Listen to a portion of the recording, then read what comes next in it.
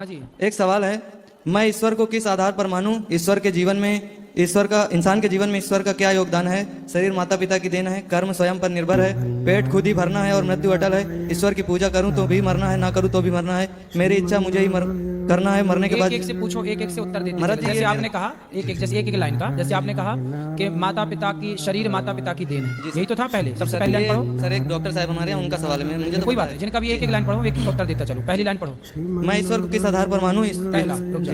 मैं ईश्वर को किस आधार पर मानूं? एक प्रश्न ये है, मैं ईश्वर को किस आधार पर मानूं? मैं ईश्वर को इस आधार पर मानूं क्योंकि ये वस्तु है। जी जी। तो इसे बनाने वाला कोई होगा। बिना बनाए ये माइक नहीं बना। आपने जो कपड़े पहने हैं वो बिना बनाए तो नहीं बने, किसी दर्जी ने तो बनाई होगा। जब बिना बनाए कपड़ा नहीं बनता, बिना बनाए माइक नहीं बन सकता, बिना बनाए घर नहीं बन सकता, तो फिर बिना बनाए ये सारा संसार कैसे बना है? तो कोई बनाने वाला है, उसका ईश्वर नाम है, उसी का नाम ईश्वर है। जी जी, धन्यवाद। दूसरी लाइन क्या थी? इंसान के जीवन में ईश्वर का क्या योगदान है? दूसरी, ईश्वर का क्या योगदान है? जी। ईश्वर का योगदान ये है कि ईश्वर चाहते हैं, इसलिए किसान खेत में बीज बो देता है। जी जी। पर फसल तो तभी आएगी ना जब भगवान चाहेंगे। वरना किसान अपने से उगा ले, फसल अपने से कर ले। भाई सबका पर 100-100 कुंटल निकलना चाहिए, किसी का कम किसी का ज्यादा क्यों निकलता है? जी बिल्कुल। दूसरा, शरीर माता पिता की देन है, कर्म स्वयं पर निर्भर है। शरीर माता पिता की देन यदि है तो फिर कोई बेटा लंगड़ा होता है, कोई अंधा होता है। यदि माता पिता की देन है तो कोई माता पिता थोड़ी चाहेंगे कि हमारा बेटा लंगड़ा और अंधा हो। जी बिल्कुल। फिर अंधा लंगड़ा क्यों होता है? इसका मतलब माता पिता अपना एक कर्म करते हैं। स्त्री माँ के गर्भ में 9 महीना बच्चा रहता है, लेकिन शरीर माता पिता की देन तो है। यदि माँ बाप की पूरी देन मान लो आप, तो कोई बच्चा अंधा क्यों होता है? फिर माँ क्यों नहीं उसकी आंखें लगा देती? फिर कोई लंगड़ा क्यों होता है? माँ क्यों नहीं उसके पाँव लगा देती? मतलब कोई है जो माँ के पेट में बैठकर भी आपकी और हमारी रचना कर रहा है। वो परमात्मा है जो सबके भीतर बैठा है। जी जी। पेट खुद ही भरना है और मृत्यु अटल है, तो ईश्वर की पूजा क्यों करूं? पेट खुद ही भरना है तो ईश्वर की पूजा क्यों करूं? जब पेट खुद ही भरना है तो ईश्वर की पूजा क्यों करें? जी। भाई ये बताओ, जब आप अपनी माँ के पेट में थे जी।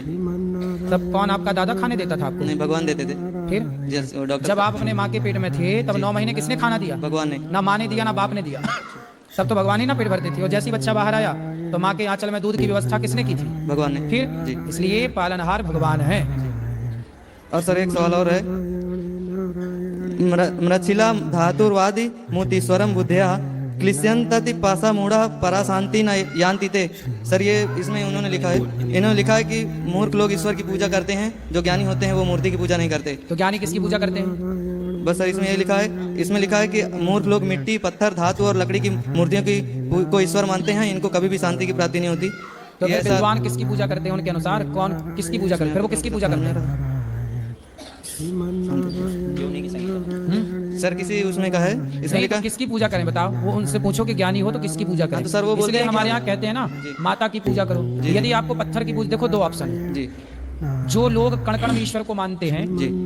वो कहते हैं कि जब कण कण में भगवान है तो पत्थर भी तो कण कण के भीतर ही आता है। पत्थर कण कण के बाहर तो है नहीं। जी सर। यदि भगवान सब जगह है, सर्वम खलविदम ब्रह्म, यदि भगवान माँ के भीतर है तो फिर उनसे बोलो पत्थर की पूजा अच्छा मत करो, धातु की पूजा मत करो, अपनी माँ की पूजा करो। जी जी। माँ को भगवान मान लो, पिता को भगवान मान लो। देखो ऐसा है कि पेट, आप गोभी की सब्जी खाओ तो भी भरना है, पालक की सब्जी खाओ तो भी भरना है, कढ़ी खा लो तो भी भरना है ना? पेट भरने के बहुत सारे ऑप्शन हो सकते हैं, है ना? किसी को गोभी नहीं पसंद तो पालक खाए, पालक नहीं पसंद तो आप तुरई की सब्जी खाओ, वो नहीं पसंद तो फला खाओ। उसी तरह आपको मूर्ति धातु की पूजा नहीं करना, कोई बात नहीं, आपके पास ऑप्शन है कि आप माता पिता की पूजा करके सेवा करके पालो।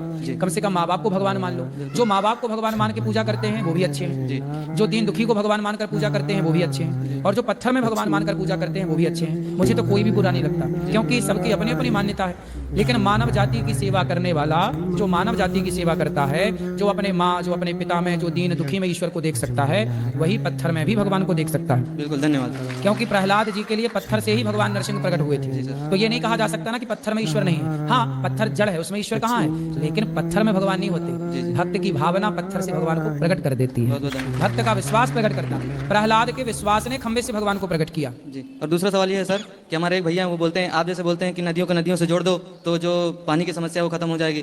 तो सर भैया हमारे बोलते हैं कि जैसे कभी बाढ़ आती है तो कभी बहुत ज़्यादा बाढ़ आती है, तो अभी जहाँ पे जिस नदियों में पानी है वो वहीं रहेगा, अगर नदियों को नदियों जोड़ दिया जाएगा तो और ज़्यादा बाढ़ आएगी, ऐसा बोलते हैं। तो इसका भाई कैसे आएगी? इसको कॉमन सेंस है ना, समझो ना। जी एक जगह पानी रुका है, जी जी ज्यादा, माना कि 10 लीटर पानी है एक जगह जी।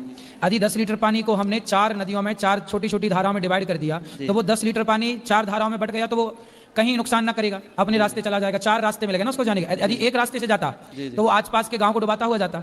वही हमने उसी बोला तरह एक नदी को यदि 4 नदियों का सहयोग मिल जाए तो पानी 4 भागों में डिवाइड हो जाता है। जो घरों में घुसता है बाढ़ का, वो दूसरी नदी जिसमें कम है उसमें ठीक हो जाता है। तो वो डिवाइड, ये तो कॉमन सेंस है बेटा, समझदारी यदि है तो सब बातें ठीक पर है। वो सर वो बोलते हैं अब मूर्ख लोगों को ना आप समझा सकते हैं ना हम। सर और दूसरा सवाल वो ये बोलते हैं, आप बोलते हैं कि बैंक को 2 शिफ्ट में करना चाहिए ना बैंक। हाँ, तो वो बोलते हैं बैंक तो सब ऑनलाइन हो गया, तो इसमें बैंक में बैंक तो बोले ऑनलाइन हो गया तो बैंक खुली काहे हैं फिर? वही, सब ऑनलाइन है तो बंद हो जाए सारी बैंक। हाँ, भाई ऑफलाइन भी काम चल रहा है, ऑनलाइन भी काम चल रहा है। मूर्खों की तरह वो बात कर ये रहे हैं। सुझाव सर आपको बहुत अच्छा है, हमें भी बहुत अच्छा लगा। इसलिए सर और हमारे भैया उनकी सर शादी है दिन में क्या? भी बैंक चले, रात को भी बैंक चले, 8-8 घंटे की 2 शिफ्ट हो जाए, इससे क्या होगा कि रोजगार बढ़ जाएगा और लोगों को लाभ ये होगा कि उनके लिए दिन भर बैंक खुली रहेंगी। अभी 10 से 5 बैंक खुलती है, 4, जी, जी। फिर क्या होगा 8 से 8 खुली रहेगी। बिल्कुल, तो बिल्कुल। कभी भी आप जाके अपना काम कर सकते हैं, 12 घंटे खुले। सही। सर और उनकी शादी है 11 मार्च को, सर वो इंडियन नेवी में है, तो वो पर आपको मानते नहीं है, कथा भी नहीं सुनते, हम बोलते हैं तो बोलते हैं वो सब ढोंगी है वो। ठीक है। तो आप उनको बोल दीजिए क्या शादी के बाद आए आपसे यहाँ मिलने। कोई बात नहीं, वो सुखी रहे, वो आए ना आए, भगवान उन्हें सुखी रखें, वो स्वस्थ रहें, यही मंगल सर कामना। उनकी माता जी हैं, वो आना चाहती हैं बहुत दिन से, लेकिन वो आते नहीं है कभी, और उनको परेशान करते, बोलते तुम क्या कथा वथा सुनते रहते हो। हमको भी बोलते हैं, तो आप एक बार बोल दीजिए शादी के बाद आइए दर्शन करने। बिल्कुल आप आए तो अच्छा है जी, भगवान। देखो हम कैसे कहें, ये तो बिहारी जी का धाम है, बिहारी जी बुलाएंगे तो वो आएंगे, वरना थोड़ी आ पाएंगे वो। हाँ बिल्कुल, धन्यवाद।